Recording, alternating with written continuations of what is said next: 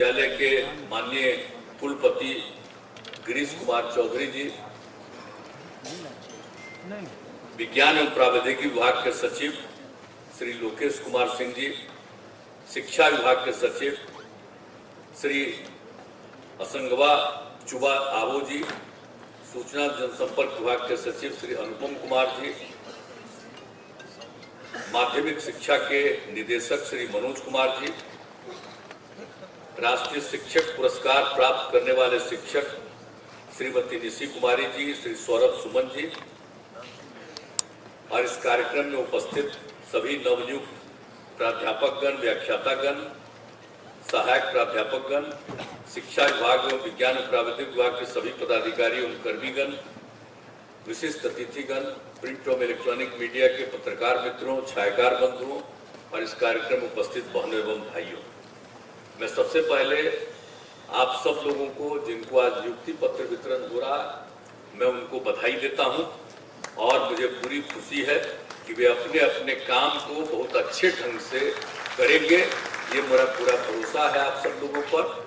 और आपको अभी तो बता दिया गया कि एक एक क्षेत्र के लिए कितने पदों का सृजन किया जा रहा है और यहाँ पर आज जो शिक्षा विभाग में जो कुछ भी किया गया है, अब ये सब तो खुशी की बात है, लेकिन अभी शिक्षा विभाग में जितना किया गया है आज तो आपको उसके लिए आपको दे दिया गया, आपको आज तो उसको नियुक्ति पत्र, लेकिन इसके अलावे बड़े पैमाने पर और भी शिक्षकों की और अन्य पदों की बहाली होने वाली है। लेकिन आज माध्यमिक विद्यालय विभिन्न पंचायतों में नव स्थापित उच्च माध्यमिक विद्यालयों के प्रधानाध्यापक 369 और जिला शिक्षा प्रशिक्षण संस्थान एवं प्राथमिक शिक्षक शिक्षा महाविद्यालयों के लिए व्याख्याता लेक्चरर 37 और पटना विश्वविद्यालय एवं मौलाना मदरुल हक अरबी फारसी विश्वविद्यालय के लिए सहायक प्राध्यापक 17, विज्ञान एवं प्रावैधिकी विभाग से जुड़े हुए अभियंत्रण महाविद्यालयों के लिए सहायक प्राध्यापक असिस्टेंट प्रोफेसर 139, अब इनकी आज बहाली हो रही है। तो सबको बधाई तो मैं दे ही रहा हूं और उम्मीद भी कर रहे हैं कि आप पूरा काम अपना करिएगा। लेकिन आप जानते हैं, जैसा हमने कहा कि बड़े पैमाने पर नियुक्ति का काम किया जा रहा और हम लोगों ने तरह तरह की संस्थाओं का जो किया, अब सिर्फ जो है कि सरकारी नौकरियों के नियुक्ति के लिए जो बिहार लोक सेवा आयोग और बिहार राज्य कर्मचारी चयन आयोग है, उसके अलावे कितना हम लोगों ने करवाया। तकनीकी कर्मियों के चयन के लिए बिहार तकनीकी सेवा आयोग, फिर आपको पुलिस के सब इंस्पेक्टर के लिए बिहार पुलिस अवर सेवा आयोग, सिपाही के लिए केंद्रीय चयन परिषद सिपाही भर्ती, कॉलेज विश्वविद्यालय में शिक्षक नियुक्ति पत्र के लिए बिहार राज्य विश्वविद्यालय सेवा आयोग गठित किया गया है। यानी सभी जगह पर लोगों की नियुक्ति के लिए तो एक तो ये सब तो किया ही जा रहा आयोग का गठन और पद का भी सृजन बहुत बड़े पैमाने पर किया जा रहा है। अब कितना ज्यादा कराया गया है, स्कूलों का कितना विकास हुआ है, पहले क्या स्थिति थी और कितना ज्यादा स्कूलों का विकास किया गया, तो आप लोगों को तो मालूम होगा कि गत 17 वर्षों में 21,291 नए प्राथमिक विद्यालय खोले गए और 19,725 प्राथमिक विद्यालयों को मध्य विद्यालय के रूप में उत्क्रमित किया गया। तो इस तरह से अनेक काम किए जा रहे हैं। बहुत ज्यादा विद्यालय भवन भी बनाए गए और प्रारंभिक विद्यालयों में 2,79,801 वर्ग कक्षों का भी निर्माण किया गया। इस तरह से हर तरह से लोग बढ़े और आप जानते ही अभी मंत्री जी, शिक्षा मंत्री जी आपको बता रहे थे कितना ज्यादा है, सरकार का कितना परसेंट है और कितना परसेंट हम लोग बढ़ाने वाले हैं। और आप सोच लीजिए कि 2022-23 में ही शिक्षा पर लगभग 51,000 करोड़ रुपए खर्च कर रहे हैं। अब आप सोच लीजिए 51,000 करोड़ रुपया शिक्षा के क्षेत्र में है। अभी तो और इसको हम लोग बढ़ाना चाहते हैं और टीचर की बहाली। अब कुछ लोग तो आजकल कुछ टीचर सबको बहुत पहले बहाल कराए हैं तो नाराज रहता है कि वह उसका कम है, उसको पता ही नहीं है कि बहाली करवा दी गई पंचायत और नगर निकायों के माध्यम से, लेकिन उसके अलावे वो खूब ठीक से पढ़ावे, उनका पढ़ाते पढ़ाते और हम लोग और पढ़ाते चले जाएंगे, चिंता मत करिएगा कभी, तो सबको पढ़ाते चले जाएंगे। इसलिए बच्चे बच्चियों को पढ़ाने में रुचि रखिए, ये सबसे बड़ी चीज है। आखिर शिक्षक का क्या काम है बताइए? स्कूल में कितना कम लड़कियां पढ़ पाती थी, 5वीं क्लास तक ही लड़कियां पढ़ पाती थी, और उसके आगे लोगों के घर में था नहीं कि अपनी लड़कियों के लिए कोई कपड़ा दे, अच्छा सा इंतजाम करे, भेजते नहीं थे। तो हम लोगों ने तो उनके पढ़ने का इंतजाम कर दिया, पोशाक योजना, साइकिल योजना, ये सब शुरू किया। कितना ज्यादा लड़कियों की संख्या बढ़ गई।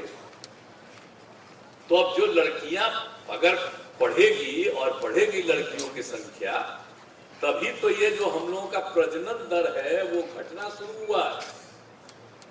ये बिहार का तो जानते ही ना है भाई, ये जो बिहार का जो क्षेत्रफल है वो देश में 12वें नंबर पर है, लेकिन आबादी के हिसाब से 3रे नंबर पर है। अब जरा सोच लीजिए, और उसका कारण क्या था? अब प्रजनन दर 4.3। आज जब हमने पूरे देश का आकलन लेकर के जानकारी प्राप्त की और बिहार का भी आकलन किया कि अगर पति पत्नी में पत्नी मैट्रिक पास है तो पूरे देश का प्रजनन दर 2 था, और बिहार में भी अगर पति पत्नी में पत्नी मैट्रिक पास है तो उस परिवार का भी प्रजनन दर 2, और पति पत्नी में अगर पत्नी इंटर पास है तो देश भर का उसका प्रजनन दर था 1.7। लेकिन बिहार में जो हम लोगों ने सर्वे कराया, अगर पति पत्नी में पत्नी इंटर पास है तो उसका प्रजनन दर मिला 1.6। तो मुझमें तो यूरेका की भावना, कितनी बड़ी खुशी हुई हमको।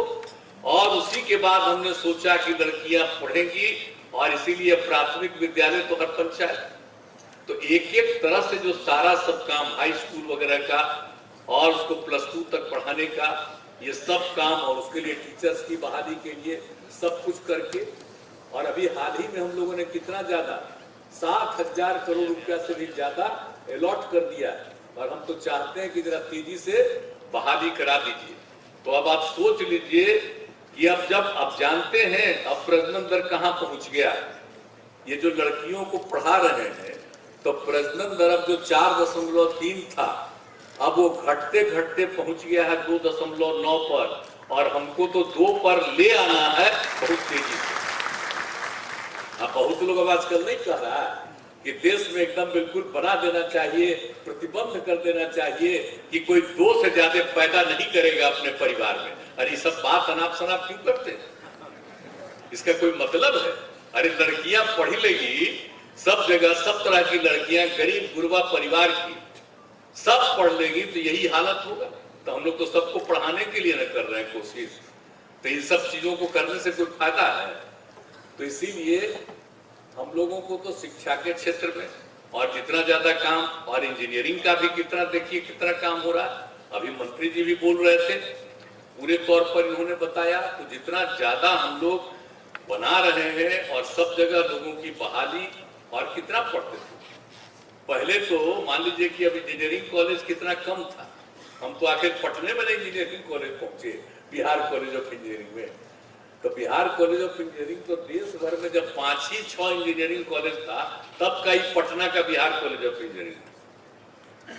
लेकिन बिहार में इंजीनियरिंग कॉलेज कम, तो हम लोगों ने तो यही सोचा ना। और आप जानते ही हैं कि हम बिहार कॉलेज ऑफ इंजीनियरिंग को जब केंद्र में अटल जी की सरकार में हमको काम करने का मौका मिला, तो हमने कहा कि भाई इसको भी हम इसमें पढ़े हैं, ये बहुत पुराना है, इसको भी आप NIT बनाइए। तैयार हो गया, अब बन गया, आप सोच लीजिए। तो एक एक तरह से चीज, और फिर IIT भी बनवाने के लिए जब उसमें कांग्रेस की सरकार आई, बाद में जब हम लोग यहाँ पर थे, हमने जो अनुरोध किया तो उसके बाद यह भी बन गया। तो आप समझ लीजिए कि एक एक काम करवा रहे हैं, हर तरह से एक एक चीज। और उसी तरह से हेल्थ के सेक्टर में भी सब तरह, तो हर तरह से हम लोग कोशिश कर ही रहे हैं कि लोग खूब पढ़े, खूब आगे बढ़े, तो ये बहुत अच्छा होगा। और समाज को तो मतलब बिल्कुल समझ लीजिए आपस में प्रेम और भाईचारे का भाव होना चाहिए। हम लोग तो सबको चाहते हैं कि लोग मिलकर चले। और आप जानते हैं ना कि लड़की सब कितना कम पढ़ती थी। हम इंजीनियरिंग कॉलेज में थे, एक लड़की नहीं पढ़ती। कितना खराब लगता था कि एक लड़की भी नहीं पढ़ती। अब कॉलेज में अगर कोई महिला आती थी तो सब खड़ा होकर महिला को देखने लगते। ये स्थिति थी। प्रोफेसर सब भी देखने लगते थे। अब तो अभी हम जिनको बनवाए हैं यहाँ पर पटना यूनिवर्सिटी के कुलपति है, तो बेचारा को भी मालूम है इंस्टीट्यूट का, बिहार कॉलेज ऑफ इंजीनियरिंग का जो क्या हालत था। अब क्या, अब कितना ज्यादा महिलाएं पढ़ रही हैं सब जगह। और उस समय जानते हैं इंजीनियरिंग कॉलेज कम था, तो जब हम एमपी थे और बाहर, और जब मंत्री भी रहे और बाहर जब हम घूमते रहते थे तो देखते थे कि हमारे यहाँ के लड़के लोगों को इंजीनियरिंग पढ़ने के लिए बाहर जाना पड़ता था। जब बाहर हम जाते थे, जब हम हेल्थ का ये इसका एक काम देख रहे थे, तो उसके बाद हम कई तरह से हम सब जगह देखे हैं। रेलवे का हमको मंत्री थे तो हम देखते थे, तो सब जगह जाते थे तो लोग आकर के हमसे मिलने लगता था, कहता था कि हम बिहार से आए हैं यहाँ पढ़ने के लिए, जरा रेलवे का यहाँ पर स्टेशन में कुछ करवा दीजिए कि हमको आने जाने में सुविधा हो। तो बताइए कहाँ कहाँ जिस भी राज्य में जाते थे वहां देखते थे। तभी तो हम लोगों के मन में आया कि भाई हम लोगों को इतना ज्यादा इंजीनियरिंग कॉलेज भी बनाना चाहिए ताकि किसी को बाहर जाने की जरूरत न पड़े। कोई जाना चाहे जाए, उसकी जो इच्छा हो कहीं जाए, किसी को मजबूरी में नहीं जाना पड़े। इसलिए इतना सब हम लोग कर रहे हैं। तो हर एक क्षेत्र के विकास का भी काम किया जा रहा है हर तरह से। और हम तो भाई अब अगले महीने से भी, आज तो अंतिम दिन है 2022 का, और कल से 2000, आप सब लोगों को बधाई। मुख्यमंत्री जी ने भी बधाई दी, हम भी बधाई दे रहे हैं। लेकिन हम तो 5 तारीख से चलेंगे। एक आध महीना तो हम घूमेंगे, चक्कर लगाएंगे पूरा तौर पर, सब जगह जाकर के देखेंगे कि कहाँ कितना काम हुआ, कहाँ पर कोई कमी है, लोगों की शिकायत क्या है, समस्या क्या है, और कहाँ कहाँ पर क्या स्थिति है, सब कुछ जानने, सुनने, समझने और देखने के लिए जाएंगे। ये नहीं है कि हम कैसे ही जाकर के कहीं चले जाएंगे अब भाषण दे करके कि हमने ये कर दिया, हमने वो कर दिया। ये करने हम नहीं जा रहे, ये सब बहुत हो चुका। अब हम इस बार एक बार फिर देखेंगे कि भाई जितना काम हुआ है इफेक्टिव है कि नहीं। और हम सबसे ज्यादा, मेरी इच्छा है कि हर चीज को मेंटेन करेंगे। हर चीज को, कोई भी बिल्डिंग बन रहा है, स्कूल बन रहा है, कहीं भी कुछ बन रहा है, कॉलेज में, हर चीज को मेंटेन करना है। सड़क को मेंटेन करना है, पुल को मेंटेन करना है, एक एक चीज को मेंटेन करना है। और सब जगह जो बिजली का काम दे दिया, हर घर हम लोगों ने जल उपलब्ध करा दिया, नल का जल दे दिया, सब कुछ किया। तो एक एक चीज से जो काम किया हो सबको देखें, कहीं कोई दिक्कत तो नहीं है। सबकी कहानी जानेंगे भी हम, इन सब एक एक चीज को देखना चाहते हैं। और गरीब गुरबा तबके के लिए तो हम लोगों ने इतना काम किया है, तो ये भी जरा देखेंगे भाई कि जो सबसे गरीब तबके के लोग हैं उनके लिए कहीं और क्या कमी है। तो ये सब चीज भी देख करके और जो करना होगा उसको हम लोग करेंगे। तो भाई हम तो लोगों के बीच में जाते हैं, कोई काम करते हैं। अब आजकल जो केंद्र में सरकार है वो तो खाली प्रचार ही करती है ना, हर बार तो बता ही देते हैं। बेचारे मीडिया वाले भी लोग हम लोगों के मीटिंग में आते हैं, इतना जाते हम लोगों के साथ बतियाते हैं तो खुश रहते हैं। लेकिन इनका तो जरा सा छप जाता है और उसके बाद कोई छाप सकता है जी। एक तरफा दिल्ली का बिना मतलब का चीज छपते रहता है, कोई काम नहीं। अभी तो मुख्यमंत्री ने बता दिया कि क्या इनका वादा था, अब हुआ क्या? कहीं तो कुछ हुआ नहीं है, खाली प्रचार प्रसार।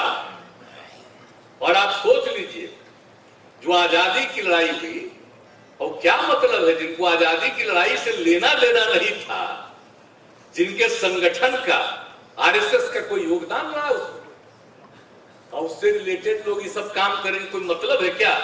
आज जिन लोगों ने आजादी की लड़ाई लड़ी, तो हम लोग तो सब भाई इसी सबसे बचपन से, हमारे पिता आजादी की लड़ाई में थे और उसी समय 55 में जो जन्म तो हम लोगों का हुआ आजादी के बाद, लेकिन एक एक बात बताए थे, एक एक चीज को जाने, बाद में एक एक चीज को देख लिया, हर तरह से जाना। तो कभी जो बापू का योगदान है उसको हम लोग कभी भूल सकते हैं? आप जान लीजिए, कुछ लोगों के देख रहे थे ना मीटिंग में, राष्ट्रपिता, तो ये को कौन बोली? सुने ना थे अखबार में जो छपा कि अब राष्ट्रपिता छोड़ दीजिए, नए पिता कोई राष्ट्र के हो जाए। आप जरा सोच लीजिए, नए भारत के नए पिता क्या किए हैं भारत के लिए? कुछ काम किए हैं? कहां भारत आगे बढ़ा है? कौन सा काम हुआ है सिवाय इसके कि नई टेक्नोलॉजी आ गई और उस नई टेक्नोलॉजी का पूरा जबरदस्ती रूप से उपयोग कर जो रहे हैं। और पहले तो मीडिया का आधार दूसरा था, पक्ष विपक्ष जो भी हो अपना राय बहुत अच्छे ढंग से मीडिया के सारे लोग लिखते थे। आज को तो उनको वही लिखना पड़ता है जो कहा जाता है, वही लिखना पड़ता है, मजबूर है। तो हम क्या करें? उस दिन के लिए ऐसी बात है, बाद में जब सभी कुछ सही दिशा में चलेगा तो फिर कोई दिक्कत नहीं। और मीडिया का योगदान कितना बड़ा होता है, हम तो बचपन से देखे जी। हम आप लोगों को क्या बताएं, जब 8वां क्लास में हम पढ़ने लगे थे तब से हम अखबार पढ़ते थे, समझे ना, पढ़ना शुरू किए। और उसके बाद दिल्ली वाला आता था शाम में, हम पटना से घर जाते थे अपना, तो रोज रात में हम वही ट्रेन में जाते थे, बख्तियारपुर जाने में 2 घंटा लगता था, 1.5-2 घंटा। अब वही हम अंग्रेजी वाला अखबारवा स्टेशन पर लेकर के और रास्ता भर पढ़ते जाते थे। कितना एक एक चीज का ज्ञान, सब कुछ का, और हम लोग सबका। आज क्या हो गया है भाई? आज तो चीजें विचित्र हो गया। आज तो कुछ ही चीजों का अनाप शनाप चलते रहता है। तो इसलिए अब तो बात दूसरी है, लेकिन हम लोगों को उससे मतलब नहीं। इसलिए लोगों के बीच में जा करके एक एक चीज को देख करके भाई हम लोग तो काम करते रहेंगे। हम सबसे आग्रह करेंगे, निजी तौर पर भी सारे पत्रकार मित्रों से भी आग्रह करेंगे, सब लोगों से, कि भाई सब जगह देखते रहिएगा, जो मन करे उसको छापते रहिए, उसमें हमको कोई एतराज नहीं, लेकिन हमको जरा बता दिया करिएगा कि यहाँ पर कुछ जरूरत है और यहाँ पर हो गया। अब बहुत लोग कितना प्रशंसा में भी बहुत बात कर सकते हैं, लेकिन आजकल जो हालत है जान लीजिए। तो इसलिए जो काम हो रहा, आप समझ लीजिए ना कि हम लोग कितना तेजी से एक काम कर रहे हैं। तो तरह तरह की बात लोग चला रहे हैं। अब तो कितनी बात हम और आप लोगों को कहे, तो हर तरह से आज जो इस दोनों विभाग का जितना भी काम हुआ है बहुत अच्छी बात है। और सब लोग, हम लोग इसी चीज का और जितना विस्तार करना होगा और करेंगे, और सब लोग पढ़े। और जितना ज्यादा यहाँ पर जो काम शुरू किया गया था, साइकिल योजना जो शुरू कराए थे यहाँ, आप सोच लीजिए। तो आपको पता है, अब आजकल तो सब भुला न गए जी, जब साइकिल योजना शुरू कराए बिहार में कहीं नहीं था, और लड़कियों के लिए हमने शुरू किया, और इसको देखने के लिए विदेश से लोग आए। तो जरा सा हम तो पत्रकार मित्रों से आग्रह करेंगे कि भाई 10-11 वाला बतवा भी कम से कम अपना मीडिया पर तो डलवा न दीजिए, ताकि नई पीढ़ी के लोगों को एक एक चीज का मालूम होता रहेगा। कितनी खुशी हुई थी, नहीं तब तो भुलाइए न जाएगा, सब भूला जाएगा। तो जितना काम किया गया और उसको और आगे बढ़ाया, लड़के लोगों की मांग हुई तो हमने उनके लिए भी कर दिया। और इस तरह से एक एक काम करके, और कैसा हुआ, शाम के बाद कोई टहलता था जी। आजकल अब देख न रहे हैं कि रात में भी कितना आदमी घूमता है, कहीं किसी को दिक्कत है। लॉ एंड ऑर्डर का भी पूरा का पूरा ख्याल हम लोग रखते हैं, और समाज में सबको अनुरोध करते थे आपस में झगड़ा मत करो। तो अब कितना कम झगड़ा हुआ। अब तो कुछ ही चीजों को लेकर के कुछ आदमी तो गड़बड़ होता ही है, वो तो एक अलग बात है। तो सब तरह से हम लोग काम कर रहे हैं, और जो भी जरूरत है उसको हम सब लोग उस काम को करेंगे, और बिहार का विकास होगा।